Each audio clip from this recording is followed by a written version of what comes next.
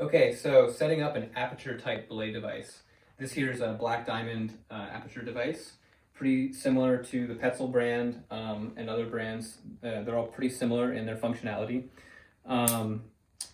There are two tubes here, you'll notice, and the two tubes are used in rappelling, but for belaying, you only need to run the rope through one tube. Either one will work just fine. Another thing to note is that it's asymmetric on either side. This side has these ridges, these textured ridges here, and that's to provide additional friction when you're braking the belay. So you want the brake strand to come out on this side. Another thing to note is it has this wire here. This wire is just for racking it on your harness so that it doesn't fall. It's not part of the belay mechanism at all. So setting this up, we've got our locker. It's a pear-shaped locker. Usually we just rack it on our harness like that on its own locker.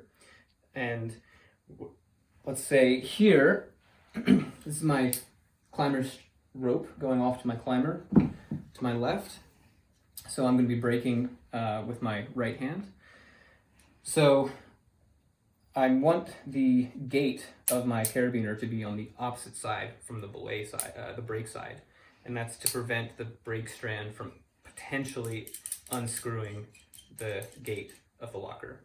So that's going to go pointing to the left. Now we take a bight of rope with the brake strand on the bottom, and we push that through our tube. And a lot of people will just take the whole system off their carabiner and then clip it through. That's fine, but you do run the potential of dropping the belay device at that point. So what I like to do is to never take the belay device off the carabiner. You can just take this bight and push it through here and push it through the gate, and now it's on the device correctly, but we never had to take our belay device off the carabiner, so we could never drop it. Now, make sure our locker is locked, and we can see that the brake strand is on the bottom, coming out through the friction side. So this is going up to the climber. Brake strand is on the bottom side of the device, and then the braking action is to bring the brake strand back to my hip here, so that we have a large 180-degree angle between the climber strand and the brake strand.